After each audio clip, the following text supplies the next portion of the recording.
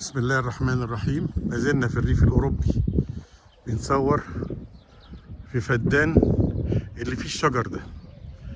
فدان واخد ناصية، ادي شارع وادي شارع. فدان موقعه ممتاز وسعره ممتاز.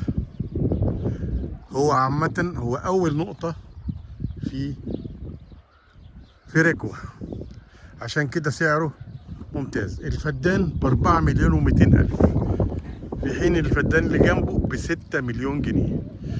طيب، مزروع مانجا ونخل مثمرين، او عايزين رعايه، بلاش نقول مثمرين، عايزين رعايه عشان يبتدوا يثمروا.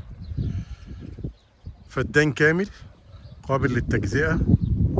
الناصيه لو اتاخدت لوحديها، نص فدان الناصيه، يبقى 2 مليون 350. الواجهه، النص فدان الواجهه 2 مليون 250. قابل للتفاوض بسيط.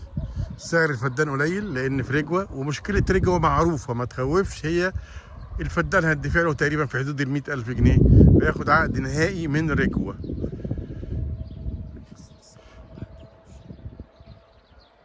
هو لسه ما حددوش، احنا ال100 ألف دي متوقع يعني، ممكن تزيد ممكن تقل، انما حتى لو زادت شويه هيبقى سعر الفدان ممتاز.